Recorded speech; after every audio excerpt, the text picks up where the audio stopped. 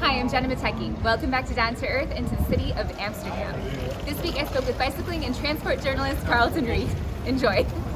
I guess the first bike is the things that you see little kids pushing, with their little feet and their bum on the saddle. That was like the first kind of bike that was ever done. And that's over 200 years ago. And then about 50, 60 years after that one came out, it was done by a guy called Baron von Dreis in Germany. It then just fell out of fashion completely. And then it took 50, 60 years before somebody in France, and probably the Michaud family, attached pedals to it. And that became what we would now consider to be a bicycle because you could pedal it.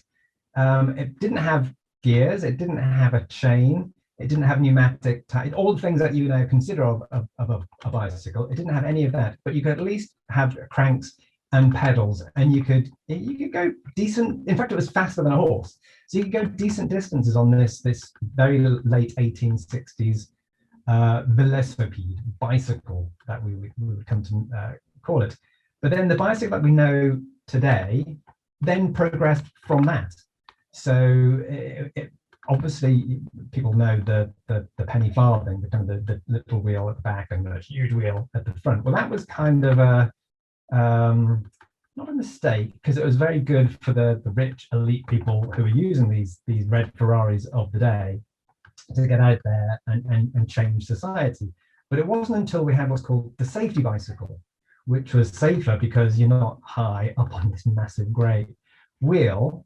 And that was basically a British invention. So you had German to begin with to create it. Then you had French input to get to the second stage. And then the third stage is the English input, which is the penny farthing and the safety bicycle. And the bicycle, the shape hasn't changed since. So this is like 1884, roughly. And the shape of that 1884 bicycle hasn't changed much. So the Dutch bike, so you're in the Netherlands, the Dutch bike that we famously think of as a Dutch thing, the Omerfiets, is actually an English bicycle of about 1900. So that was the most popular bicycle of the day, and that was a bicycle with two equally sized wheels. It's called a diamond frame, and it's like, what do you mean by diamond? It's the shape. You've got two diamond-like things on the frame, and that makes it into helps with the two equally sized wheels. And then you then have pneumatic tires, which came a little bit later on. So you've got all the component parts by about 1885 of the modern bicycle. And the modern bicycle, is not that different from the 1885 bicycle. Well, that was a wonderful overview. Thank you. Yeah. So I know about you from your book, Bike Boom. And I was looking for a book like that because it was just, like, what is the history of this? Why do I love biking so much? Where does this come from? But also, we're in the middle of a pandemic. A lot of people have been saying that they're buying bikes or biking more. But of course, there's a history to these booms and kind of these times in which biking is in vogue and when it's not in vogue. And after reading your book, it just completely blew my mind that biking turned out, started as this kind of elite thing, and then it was totally shameful at a certain point. I'd love, a brief overview of just kind of how, are we using bikes in the way that they were intended initially? Where did this biking thing start? I mean, it's one thing to say, like, here's a cool contraption that you can ride around, but at what point did it really catch as a form of transportation? Transportation, really genuine, say, getting from your house to your work, that's post 1920s. So that's when it became shameful, which you just said there. So that's when working people got on bicycles. The elites really fell out of love with bicycles because they didn't want to be seen on a vehicle that the working person was using. But the first boom, the first time where bicycling became something very popular, even though it was actually a tiny number of people, was in the 1890s. So you had the mid 1890s bicycle boom. And this is when royalty were on bicycles, all of the top actors and actresses of the time were on bicycles. High society was basically on bicycles. So Hyde Park in London would be full of people riding around, balancing and learning how to do this new contraption. The new safety bicycle was which spurred this boom. And then in pneumatic tires, you go fast. So these things were very, very fast, faster than any other vehicle of the day. And they were quite expensive. So only elites could afford them anyway. And when elites can only afford certain things, that becomes very popular with elites. And it wasn't until like the second-hand market and bicycles became handed down and became much cheaper 30 years after that first boom was when, I suppose, bicycling as we know it, a form of transport came about. There were postmen on bikes in the 1880s and all sorts of things like that, but it didn't become like a real mass form of transport, a popular form of transport until well into the 1920s, and then probably peaked in the 1930s. And so 1930s, like the cloth cap image of a cyclist riding to work. That's where a lot of the stereotypes of bicycling being a lower class form of transport. That's where it came from. And of course, at that time, I'd imagine that roads were for horses and people, right? And then all of a sudden you're introducing bikes into the equation. How did bikes change roads back then? And then, of course, we can get to the future from there. The elites on these new contraptions, they're expensive red Lamborghinis, which were very fast, very expensive, and could get you places. So obviously there were trains, could get you places, but to get out into the boondocks, out into the sticks, there was very few ways of really doing that practically, certainly individually. And the bicycle enabled that. So all of these rich, elite, bolshy, many male and club, and a lot the first ones were like military attire. They would go out into the countryside and explore on their bicycles. A huge kickback from farmers. Farmers did not want these townies coming into their area. And the roads at this point were very much underused because the railways had taken away a lot of the reason for using long distance transport on roads.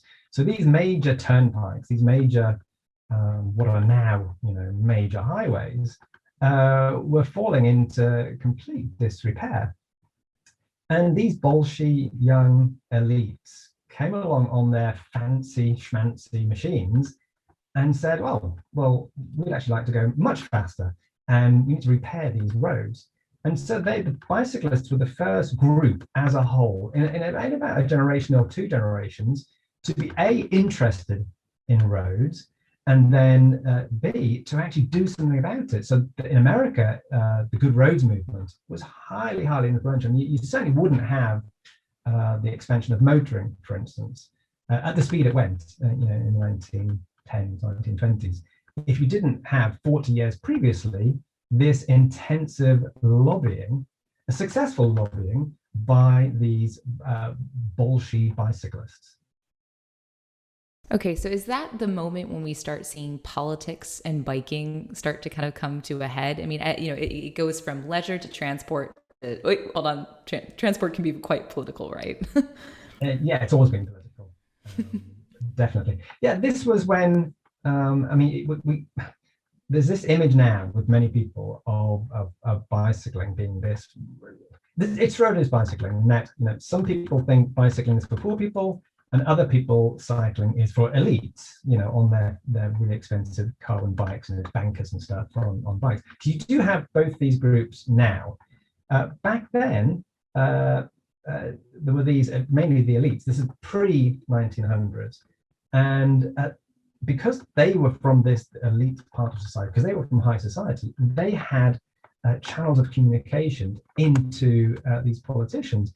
And these bolshy bicyclists were able to push, for changes in the law, changes in how roads were administered, relatively successfully in both in America and in the UK. So the Good Roads movement actually sprang from a very similar movement before that in the UK, the Roads Improvement Association. And all of these were done by bicyclists. Both of these movements, so Good Roads Movement in America and the Roads Improvement Association in the UK, were both later taken over by motoring organisations.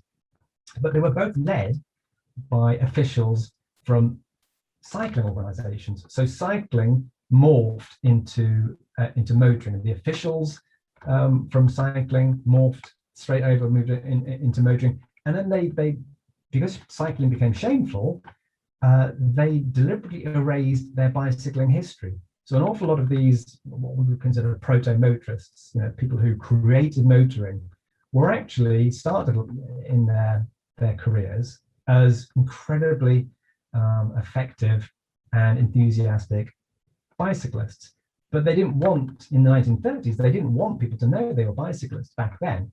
So they actually went out and erased parts of their history and got rid of some of their diaries and all this kind of stuff. It was incredibly shameful to be a cyclist in the 1930s. And that's why the history of motoring, which you wouldn't have the history of motoring if you didn't have, first of all, the history of bicycling. That's why motoring has just completely forgotten its roots in bicycling. So not just the roads were improved by bicyclists, so motorists could then drive faster on them. The actual contraption that is a car, an awful lot of the technology on there, so much of the technology came from the world of bicycling. The first car companies were, the capital came from cyclists. So the worlds of motoring and cycling now are assumed to be light years apart. In fact, if you looked at the DNA of a car and the DNA of an early motorist, it was all bicycling, all cycling people. And that's kind of shocking to today's motorists who, want cyclists to get off the road. Well, you almost could say, well, if it wasn't for those cyclists, you wouldn't have a road to drive on. You wouldn't even have a car to drive on that road. It was the bicyclists who created motoring. Whoa. Wait a minute. So I thought that cars were like horseless carriages. I thought that this was like the history of I grew up in the American Midwest, like the Model T, Ford, like that, this whole kind of like, we took horses and then we turned them into cars, but that's not true. That's a later, that's like a 1930s, 1940s kind of trope.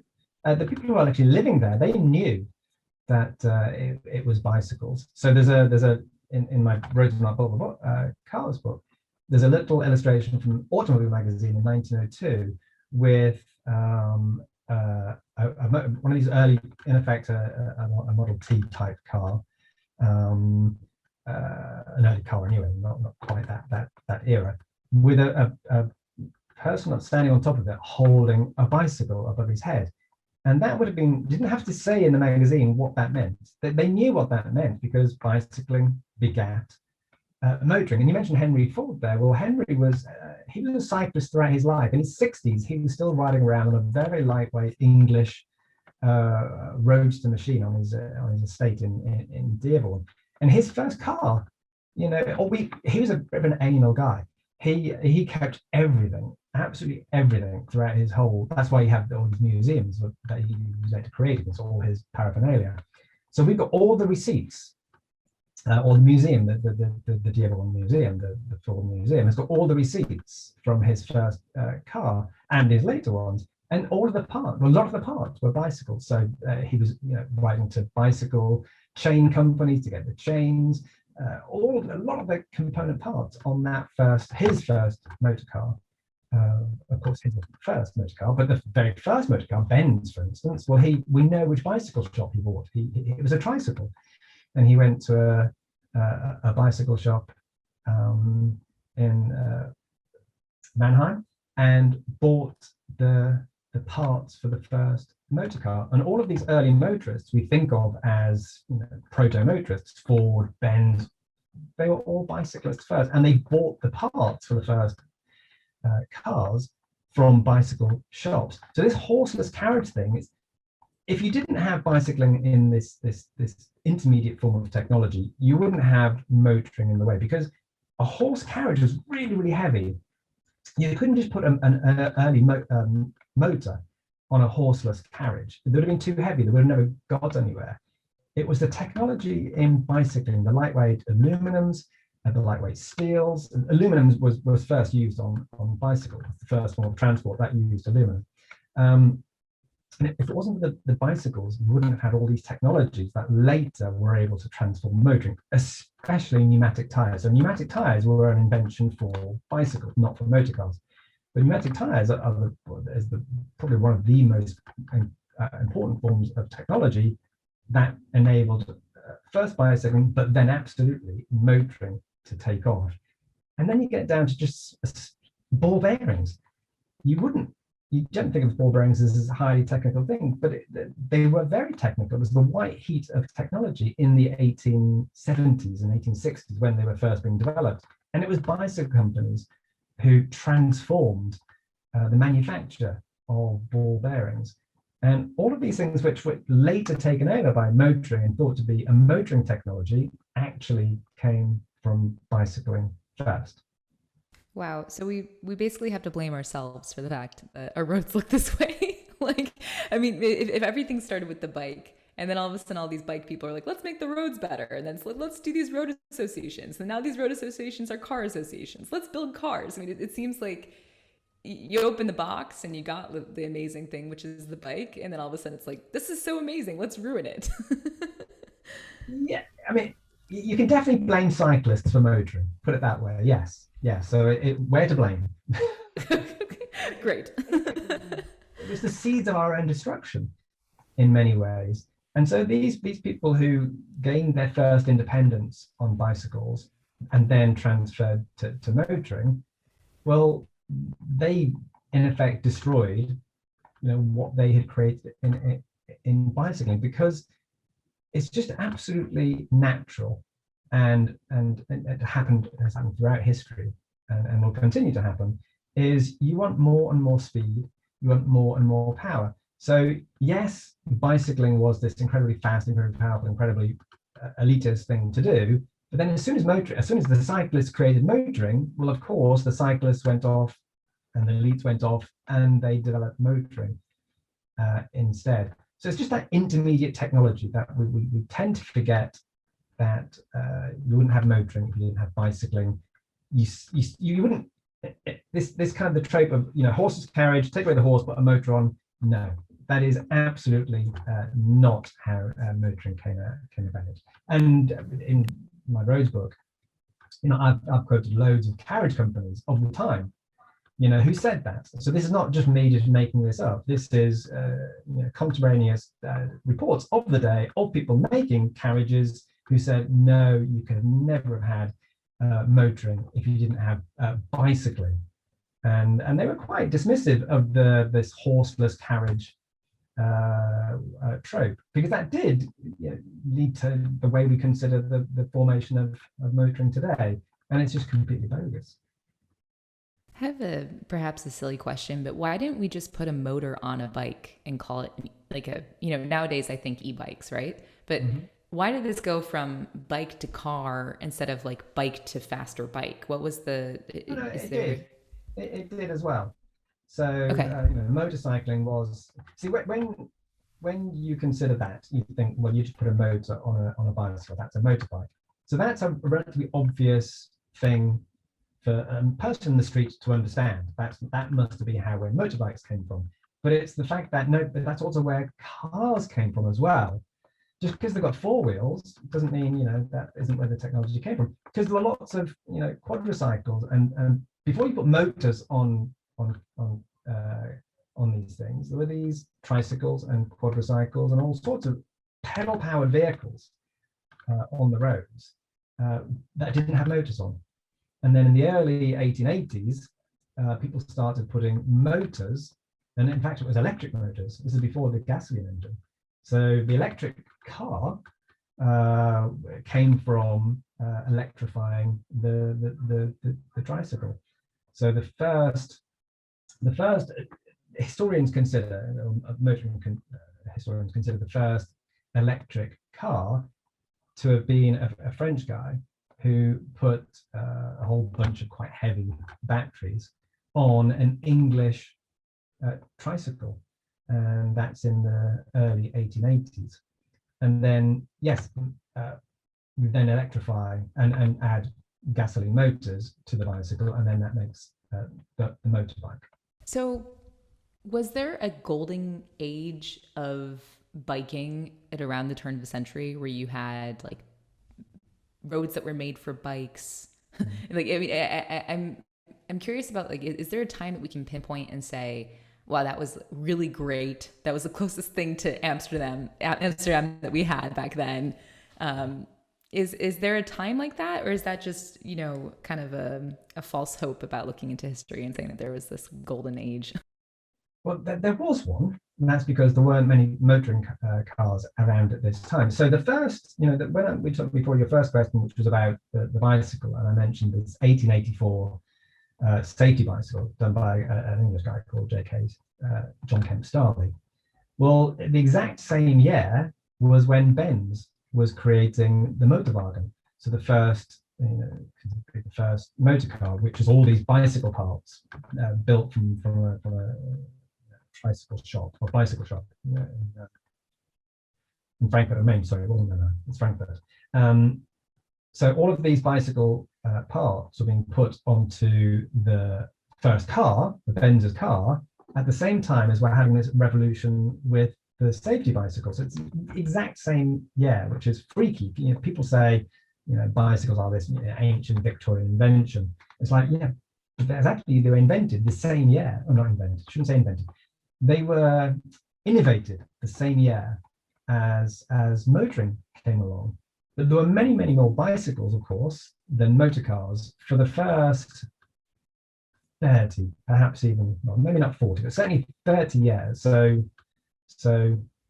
1905, you're really starting to see more motor cars coming on the road. And by 1910, you're getting a significant number of motor cars on the road. And I think that's when you start seeing in the literature, you start seeing people saying, oh, the golden days are past us, because we've got all these, you know, you wanted to get one of these cars anyway. If you're a rich cyclist, you wanted to transfer into the world of motoring instead. But also that's when because they started going fast really, really quickly. You know, these things were not puttering along at 5 miles an hour, you know, for 20 years. They were accelerating, literally accelerating very quickly. And when you had these very powerful, very fast machines, they were starting to muscle bicyclists off the road, in effect. And you really couldn't go fast in these proto motor cars if you had chickens in the way, dogs in the way, people in the way, bicyclists in the way, slow moving carriages in the way. So that's when the first motorists started getting really, really aggressive and, you know, skimming past people very quickly, running over chickens, and to get the roads to themselves. So this aggression that we think of as a modern thing, you know, like road rage, that was there from the very first motorists, because they realized you can't go fast on these things if you don't get everybody else out of your way. I also think that, you know, and perhaps it's because you're calling those first original bikes safety bikes, right? But it does seem a hell of a lot safer to be on a bike back then than to be in one of those initial cars. And especially for pedestrians, like, you have this new thing that's going really fast down these streets. I mean, that must have been complete chaos, right? It was. I mean, mainly they were going out into the boondocks. So that's where the cars were going. So that whenever you create a new technology, you have to test it to its limits. So there's an awful lot of long distance journeys, you know, like cross America journeys, or, you know, getting to the newspapers. This is on motor cars. Just as you had, you know, 20, 30 years previously, you had exactly the same kinds of technology testing with bicycles. So people were traveling around the world on bicycles, and people go fast on bicycles. It's, in effect, it's a sales tool. So bicycle companies were sponsoring all of these technology improving events, just as 20, 30 years later, motoring did it exactly the same. And when both bicycles and motor cars became quite fast, then that led to a lot of friction. So bicyclists were actually the first people to start pushing pedestrians, chickens, dogs, off the roads because they wanted to go fast on their contraptions. And the first motor cars legally weren't allowed on roads, just as the first bicyclists weren't legally allowed on roads because they were interlopers. And it took an enormous amount of pressure from these Bolshevik cyclists to actually get their machines legalized. And this is both in the US and in the UK, and pretty much similar in most other countries. And the exact same things that they had to do, lobby politicians to get their vehicle legal on the roads, were then carbon copied by motorists who then did almost exactly the same thing to get their vehicle legalized. But again, it's as soon as you get it legalized, you then want everybody else out of your way. And that's every form of transport tends to be like that. You want to dominate the roads. So cyclists definitely wanted to dominate the roads. They want to share them with pedestrians, and motorists didn't want to share roads with all of these other people who've been using roads for thousands of years. So roads are now considered to be something for motorists. Well, of course, they weren't for that.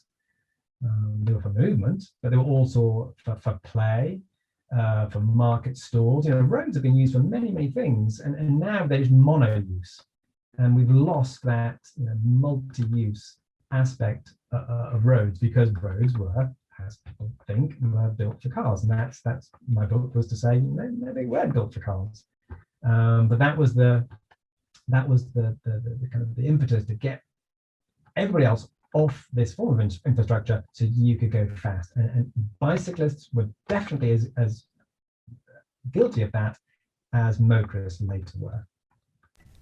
Is this a conversation about human nature, or is it about biking as a form of transport, right? Well, it's young men.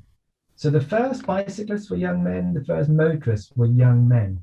And the women driving and women owning cars and driving, that's a much later phenomenon. And so with bicycling, so it's the safety bicycle is when women start to ride bicycles. There were a few real stickouts who were riding these penny farthings, but they were so few. You almost can count them on one hand. It's they were very few. It was a male preserve, and I think when something's a male preserve and it's that testosterone thing, it's that power thing, it's that aggression thing. They just wanted everybody else out of their way, and I don't sugarcoat the early history of bicycling. There were some real horrible people out there doing this. There were some nice people as well, but there was an awful lot of racism in the early cycling clubs. So black people were excluded, from cycling. There's a lot of white supremacy history in early cycling. So it's not all a rosy, history of these bicyclists aren't very nice people. An awful lot of them weren't nice people, and this aggression on the roads was quite early, and that aggression, in effect, a bicycle is quite relatively benign, but only relative to what came after. The motor car was incredibly powerful and destructive of the public realm, but only the bicycle had been a version of that, so you could actually see what was coming from all the conflict that bicyclists were having with pedestrians and carriage drivers in the 1880s and 1890s. When you're looking at road reforms back then, right? Like, let's make this road nicer. I'd imagine that there was also a lot of pushback from communities just saying like, no, we don't even want these bikes on our roads.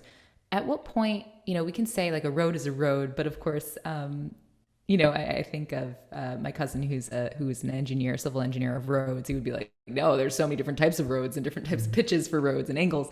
When did we start seeing roads become differentiated? So you said that, there's like multi-use roads, right? And that's kind of, a place to play, a place to drive, a place to bike, a place for your chickens to walk past, right? But then at what point did we start seeing cycle paths come into the picture? If we go slightly backwards to the Good Roads movement, that's when the cyclists who created that realized they had to get people on their side, mainly farmers, because these roads that they were cycling on were rural roads. And so they made huge strides to get farmers on side. The farmers didn't want these townies to be out on their rural roads.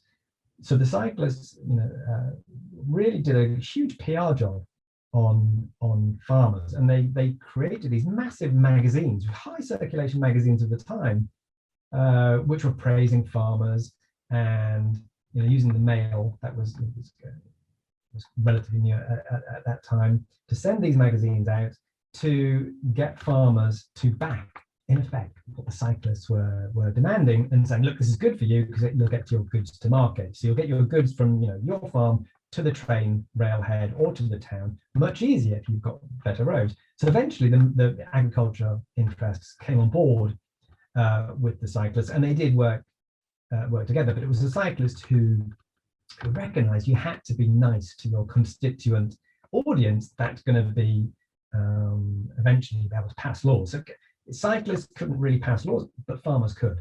So farmers were an important lobby back then. Then the first cycle paths, so we consider cycle paths now as something that's separate from the road, and that's, you have separate modes. You have the motoring, and you have bicycling, and you have the canal for the boats on it. This is a very Dutch thing, which you'll be very familiar with. But the first cycle paths weren't like that. The first cycle paths were actually the road part of the road could be left to go to rack and ruin. We're going to improve just this little strip for the cyclists. So the first cycle paths were actually not to get rid of cyclists so motorists could go past faster. They were to make bicycles faster. So this is what's called the side path movement in America. So the side paths were, some of them were quite long distance in America. There's a whole network across the whole US, and an awful lot of them have been built on. Later roads were later put on top of them. But there was this quite impressive network of side paths in the 1890s in America, and there was all sorts of organizations pushing for them. And some cyclists wanted to just go on the roads and didn't want to have a side path. And then the side path people said, no, we should have side paths and improve these. And so there was this conflict between cycling groups and cyclists at the time about where do we put bicyclists? And then motoring came along, and cyclists in large part flopped off and went off there. And then it became moot because cars came along and were just going so fast. Well, cyclists then had to have side paths to even have anywhere to ride. So the history of bike paths isn't separation, it's improvement for the bicyclist. It then became something of self-preservation later on. That's fascinating. Staying on this urban planning route, I feel like, I'm just grateful that you've traced the history in this way. At that point, we're kind of in the reign of the car, so to speak. And I would say that in many places, we're still in that, right? Like it has much changed from, you have, I imagine we've been talking a lot about kind of the early 1910s, 1920s. At that point, you have wars coming in, you have cars, massive infrastructure that's kind of for cars, planes. It seems like we've been kind of in the era of the car since, or is that just an assumption that's not based in fact? If you actually look at numbers, for instance, this seems very counterintuitive, but the number of horses actually went up before the Second World War. Because in towns, so you had long distance was obviously the rail, but then to get anywhere in towns, you then needed some form of transport to take the goods to the train station. So railway companies had huge amounts of horses. And this is right the way through until the 1930s. There was a huge amount of horse traffic around. And we tend to forget how ubiquitous horses were and how many millions of horses were in towns and cities to power that transport. And it was only a slow transformation that motor cars took over. So it wasn't, first a Ford motor vehicle in 1913, right, everything then transformed overnight.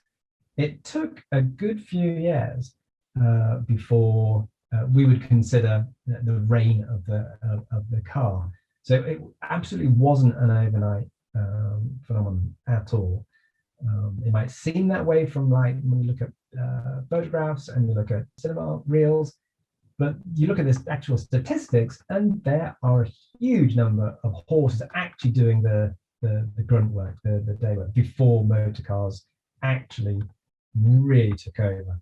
So it was pretty much certainly well after the 1930s before motoring really started, for want of a better expression, accelerate. So at that point, we had cities and towns that could support bikes, right? And then we have these cars come in. Obviously, there's a lot of political pushback, but there were some cities, I imagine, that were really good for bikes, and some that were being built at that. At what point did we start seeing this? Every place become a place where you could bike safely, relatively, to totally not at all. Is that congruent with the rise of the automobile, or is it? I'm just, because there are some cities even today where it's really easy to bike around, right? And then there are others where you're just like, nope, I do not want to die. Yeah, I'll give you that.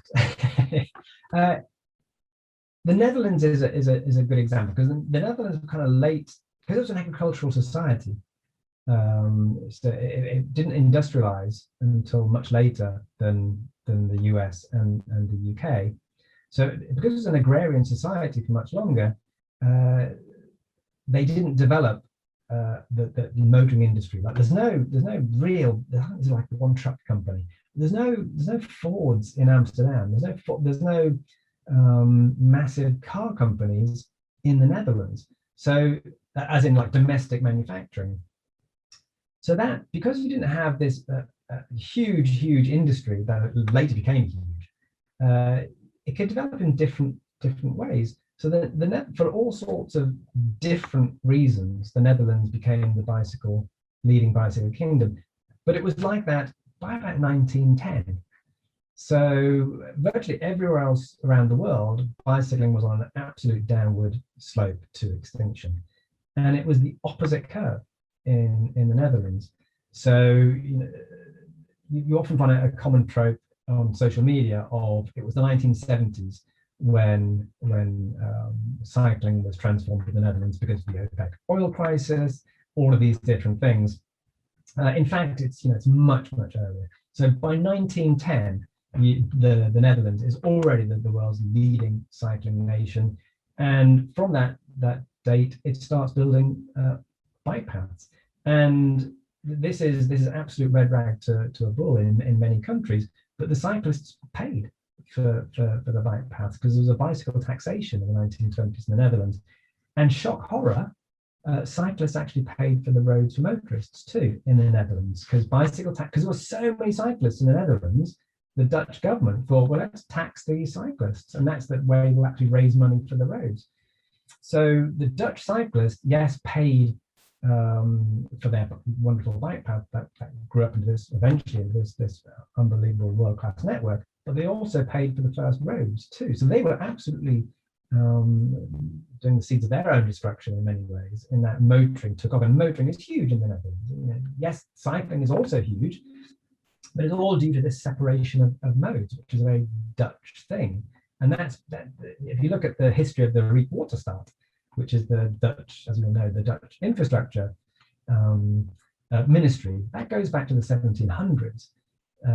Most other infrastructure departments, road departments, very recent in those kind of terms. And the UK Department for Transport is early 1900s, 1920s.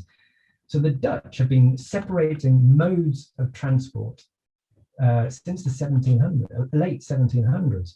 So you've got examples of a road for horses, a road for pedestrians, a road for carriages, then you have the canal. And it was this cultural separation of modes mentality, which then enabled the first bike paths to be also then put in. But you've got hundreds of years of history, in effect, behind the Netherlands actually being able to develop its own bicycle network. So this 1970s thing, yes, the network probably doubled, and there's an awful lot more cycleways put in. But if you actually look at the statistics, cycling didn't double. You might have had a doubling of the cycling network. All it actually did was stabilize at the time, cycling at that level. But it was already incredibly high. So if you look at the statistics of some Dutch cities, there was this, some of them had 90% bicycle modal share. That's just totally freaky. Even today, that would be freaky. Dutch city, where it's generally, even in the most bicycle-friendly cities, it tends to be about the highest would be about 50%. So you had enormous amounts of bicycle use in the Netherlands, starting roughly in 1910. And so whenever you think, well, look, cycling's modal share in the Netherlands is amazing, it's 45%. Yeah, that's because it started at 90%. That's why the modal share is so high in the Netherlands, because it started out so high. And it's been coming down, it's stabilized, but it's been coming down compared to 1920s, 1930s. So the golden days for Dutch cycling aren't they really? They were back in the 1920s. That's when the huge bicycle use was going on. And then yes, it's kept it, which is amazing. And most other countries lost that bicycle use. So yesterday I was in Hull, in Northern England, and I'm looking at newspaper reports. I can actually see it on my computer screen here now, which said the newspapers of the day are reporting in 1950 that Hull had 40% bicycle modal share. So again, lots of cities had this huge amount of cycling going on, but then it's just fallen off. And the Hull modal share is about 10%, which is still 3 to 4 times higher than anywhere else in the UK. But it's that level because they had 40, 50%, 60, 70 years ago. And it's the same for the Netherlands. Their high bicycle modal share today is because they had stellar modal share, world-class modal share in the 1920s. It's absolutely fascinating. What are some other bright lights, places around the world where you see high modal share or perhaps even high potential? Other cities where biking is celebrated and understood to be the best form of transportation? China became the bicycle kingdom for a while. It didn't last long, unfortunately. So there was this directive that everybody had to get on a bicycle. So that's why China became this bicycling kingdom. They have installed recently, in the last 10 years, they've installed a whole load of bike paths. So cycling is actually increasing in Chinese cities again. Almost everywhere, I think, is now waking up to the fact that you can't have cities with cars in. It's pretty much incompatible with urban living. So I had a story on Forbes yesterday on Paris. I mean, Paris is going great guns on, in effect, removing cars from the city centre. So as a resident, you can have your car. As a tradesperson, you can drive through in your van, but it's the through traffic that's going to be removed. And when you analyze the traffic patterns, it's virtually 80% through traffic. People who are not stopping, in that suburb, they're just driving through, which is incredibly destructive to that suburb. So Anne Hidalgo, the mayor of Paris, and now on her second term, socialist mayor of Paris, is being relatively radical in effect, partially pedestrianizing a huge amount of what we could consider like the heart of Paris. And it's moves like that then spur other cities to say, oh, Paris is doing it. Oh, well, we'll do this then. And in the UK, we've got London put some amazing cycle highways in. about 10 years ago now, in front of Parliament and all sorts. Well, it's slow, but that is leading other cities in the UK to think, oh, well, we can do that too. And slowly but surely, we're getting some really quite decent cycleways put in British cities. So everywhere's looking at, say, the Netherlands as this exemplar of cycling. And many Dutch academics who specialize in this field will actually say, well, actually the Netherlands is falling behind, because it considers itself to be a cycling nation. It considers everything to be perfect there, that they're actually not innovating.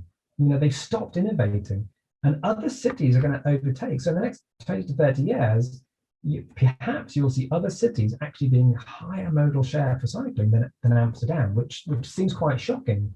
But then again, if you want people to move in your city, then you need excellent public transport, you need excellent places for people to walk, and you need places for people to bicycle. And a large four-wheel vehicle carrying one person often is just unsustainable on so many levels. Never mind saving the planet, which is absolutely obviously one reason we need to be getting rid of cars in cities, but just the heft, the size. You can't fit that many of them in a city without them gumming up. Whereas you can fit an enormous amount of bicycles in a city. You get bicycle traffic jams at midnight in the Netherlands, of course, as you all know. But they do tend to, because they flock like birds. Cyclists are able to move around each other because it's like human scale speed in effect. So you don't get the same kind of blockages that you get when you're in a car. Cars do not flock and merge and do all these different things. They're pretty much stuck in their little carriageway and they can't move. Whereas bicyclists can move. So cities are going to have,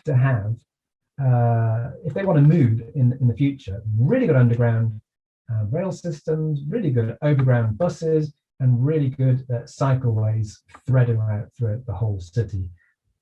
And Amsterdam will actually have to up its game if it wants to be as good as certain other cities who are absolutely champing at the bit to do an Amsterdam, and probably even do better than Amsterdam. What are some of the most kind of low-hanging fruit things that we can do to help kind of speed along bike safe infrastructure in our cities today?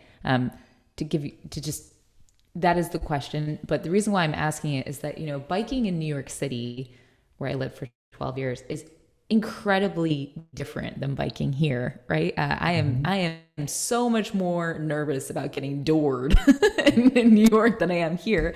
So what are some of the low-hanging fruit things that we can do to kind of help speed up that process in cities where it's harder, to envision than this? Think fruit, think vegetables, carrots and sticks. So you need carrots, so the cycleways, subsidizing electric cargo bikes, well, they're the carrots, but it's the stick part of that element that's the most important thing. So you've got to have enormous, great sticks to get people out of cars, because I don't think people are going to do it of their own volition. Cars are very comfortable. Cars are wonderful. Cars are fantastic when you're in the early 1900s and there's only one of them. Cars are brilliant. It's when you've got 25 million of them, trying to fit into a space where you really only can fit, a few. That's when motoring doesn't become quite such a good utility. But because it's so comfortable, and because driverless cars potentially people are going to just stay in their cars, but for have 4-hour trips where it would take them 40 minutes before, because you now don't have to drive, you can just sit there on your iPhone, etc., etc.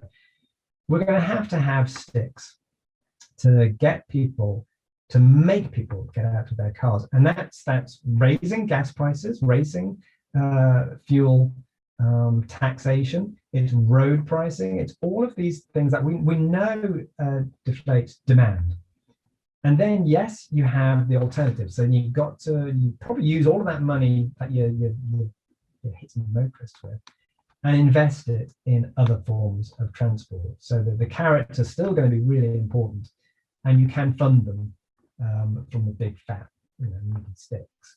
And by investing in other forms of transport, you can then free up your city. And most cities will be much, much nicer, as we saw in lockdowns. You know, how nice it was to actually hear birdsong. People in Manhattan can hear birdsong, you know, for the first time ever. These things, I think people are waking up to. Actually, we lose an enormous amount by having, you know, unrestricted motor car use in our cities. Motor cars are great for going cross country, for going long distances. They are absolutely not great for doing 1 mile, 2 miles across the central business district, or even suburbs, perhaps even a worse way of getting across. I think we are waking up to that. Many governments are recognizing that, and it's bringing people along with them is going to be so hard. And I recognize that's going to be difficult. But at the end of the day, if you don't do this, you've got gridlock in the future. You've got planetary destruction in the future. So politicians have really got to start telling people, you know, we've got to reduce the amount of motoring. And that is going to be such a bitter pill. But it really is one of the only ways we've got to rescue the urban fabric and dramatically the planet, because road transport is a huge component part of the emissions that we've got. You remove the engine, okay, that removes the emissions part, and you put an electric motor in instead, but it doesn't solve congestion. So electric cars are not a panacea in shape or form. We've got to wean ourselves off the automobile, whether it's an autonomous automobile, whether it's an electric powered automobile, whatever. We've got to get away from relying on motor cars for so many of our trips. Keep them for what they're good for, long distance, city to city, great for that. For every other urban journey, we should be using other methods than using a motor car. Hear, hear. What can we do to, I mean, I think now when we say innovation, right, the bike is the technology. From the beginning, this has been technology, no? And, you know, what I've learned from you is that, you know, from bikes, we have the car technology, we have plane technology, right? I mean, there's so much that came from bikes, those pneumatic tires, ball bearings, etc. What can we expect when we're talking about the innovation of today's bikes into the future? I'm thinking e-bikes, but what else are we seeing right now in terms of how this tool that served us forever could also kind of move into the future with that? One of the beauties of the bicycle, and it's certainly one of the reasons it took off and has stayed with us, is its simplicity. And yes, I've had electric bikes. I do have these electric bikes in our garage. Electric bikes are fantastic. But at the end of the day, the pedal-powered, human-powered bicycle is such an amazing tool. Electric power is a good adjunct to that. And many futurologists just think, well, the pedal-powered bicycle is going to fade away into history as electric power takes over. And probably when, you know, a lot of the electric bikes we see today, you can tell they're an electric bike. You know, they've got big fat batteries on the back. And many of the modern ones, the newer ones coming out, you can hardly tell they're electric bikes. And you just get this propulsion, you know, addition to your human propulsion, and that will get you along. And that technology absolutely has a fantastic place. But at the same time, the human-powered bicycle is just so incredibly efficient, and is powered by cornflakes, is powered by bananas and cake and all sorts of, it's powered by food. And it's that simplicity that I think has enabled it to last so long and will outlast the automobile. I think the bicycle, I know I'm very biased here, because that's where I come from, but the bicycle is such an incredible invention, introduction. And it's so simple, and yet can, you know, multiply the human power so effectively. You know, the famously, you know, in the Scientific American in 1973, I think it was, there's a guy, a professor called Wilson, who put all of the different condors and animals and cheetahs, and then he plotted the train and aeroplane, and then the bicycle was actually the most efficient form of locomotion in everything, pound for pound. You can't get any more efficient than a human on a bicycle. And because that sheer efficiency is both scientifically proven and such good fun. That's the amazing thing. We've got this technology that is both an unbelievably fantastic utility, yet it's such good fun at exactly the same time. So bicycling technology will improve, but we came into this conversation by talking about the safety bicycle. That safety bicycle hasn't changed that much. We've changed materials, so we now have carbon fibers maybe, you've got lighter steels, you've got all sorts of technologies that are incremental, aren't massively different. You've maybe got gears, and you've got electronic gears, all these different things, but they're actually not that big a jump. That 1884 bicycle was a perfect innovation, has lasted the test of time, and will outlast many other forms of more complex technology because it's so incredibly efficient and so incredibly simple. So according to you, the future looks like, an urban landscape wherein we are walking, we're taking incredibly fast trains, and we're biking. Like we're basically say like, goodbye car, we thought you were great. Moving forward. I mean, do you really believe that we're just going to kind of say like goodbye cars apart from those long distances? On the streets right now, if you look on the bike paths, it's no longer bikes. You've got scooters, you've got these unicycle, electric, platform skateboards. You've got all sorts of different forms of transport being innovated right now. Some of it for money, so like the share scooters are capitalists coming in trying to make money from this. But at the end of the day, the bicycle is just so incredibly efficient and so incredibly simple. I think it will outlast many of these other innovations that we are seeing. It's going to be a multimodal, contraption future. So I think we shouldn't maybe think of bike lanes anymore. We should maybe think of them as mobility lanes. Because yes, there are going to be different forms of transport around, but many times in the history of the bicycle, people have assumed it would wither and die. It has not withered and died. There are more bicycles made now than cars, for instance. The bicycle is an incredible machine, and we tend to forget how incredible it is. That you can balance on this thing and you can go at least minimum 4 times faster than you can walk. And that's just an ordinary person. You get a faster bike, you get a fitter person, you get better surfaces. You can travel enormous distances at great speed if you have to on this incredible invention, the bicycle. So I don't think that's going to change. We're always going to have bicycles. There are going to be different kinds of bicycles. Yes, there can be electric bikes as well. There's going to be cargo bikes, all sorts of different stuff. And then these other modes of transport will be joining in. But I think because of the simplicity and because of the sheer unbelievable excellence of that 1880s design, means the bicycle, I think, will remain incredibly dominant. It really is something that, for a 5-mile, 10-mile journey, is just an incredible tool.